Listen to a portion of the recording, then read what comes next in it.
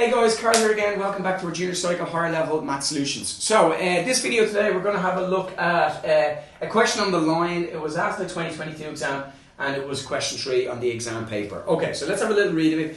You're given a little coordinate diagram and it shows part of the N22 road in County Cork. 2 points are on the road, P and Q, and they are marked on the diagram. Right, it says the point Q is coordinate 6, 2. Write down the coordinates of the point P. So fairly straightforward. Point P. We go out to -1 on the x-axis and we go up to 3 on the y. So P is equal to -1, 3. Very, very, very straightforward. No issues with that. Right, so that's A. Let's have a little look at B. B says the equation of the line PQ is, right? So the equation of the line PQ is x plus 7y is equal to 20. And the question says, using this or otherwise, find the coordinates of the point where the line PQ crosses the y-axis. Now, in order to find out where it crosses the y-axis, all we've got to do is let x equal to 0. So to find out where it crosses the y-axis, let x equal to 0. If we wanted to find out where it crosses the x-axis, we would let y equal to 0. Right? We do the opposite. So let's just let x equal to 0. If we let x equal to 0, we've got 0 plus 7y equals 20. So that must mean that 7y equals 20. And that must mean that y is equal to 20 divided by 7. So the point where it crosses the y-axis has to be 0, 20 over 7. And that's our answer. So very, very, very straightforward. No major issues with that. And just in terms of the marking scheme, guys, for A and B, the examiner was awarding 10 marks for both of these. Okay, so both of these combined, the examiner was giving us 10 marks. Now, if you got A correct and you had a little bit of work of merit in part B, like if you were setting up the equation, the examiner was giving us 7 marks. So no major issues, quite a nice question. Right, part C then says, a new road is being built through the point Q, which is 6, 2. On the coordinate diagram, it will be a straight line segment which is perpendicular to PQ. Work out the equation of this new road, give your answer in the form ax plus by plus c is equal to 0. Really important that we give it the answer exactly the way the examiner wants, otherwise he's going to deduct us marks. So we want to find the equation of this new road and put it in the form ax plus by plus c is equal to 0, where a, b and c are elements of R.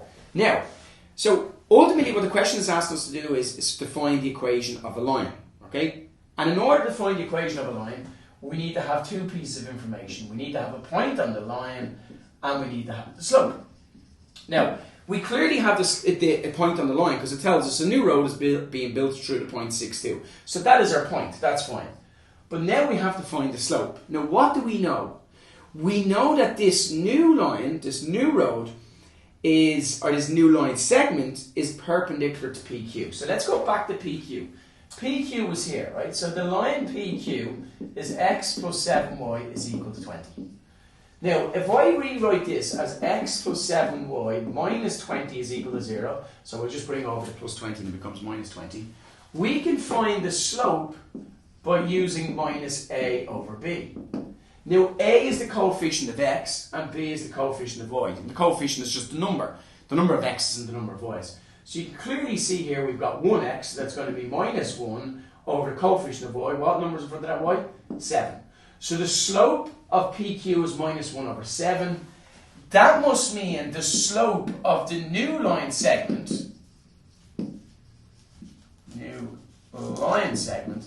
must be equal to the inverse of that, and we've got to change the sign.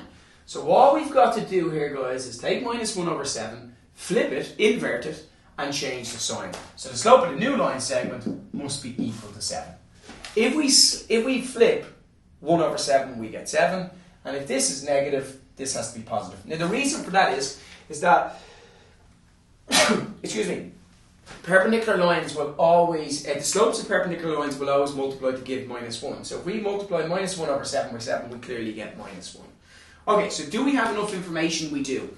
We know that the slope of this new line is 7. And we know that the point is, from the question at the top of the page, is 6, 2.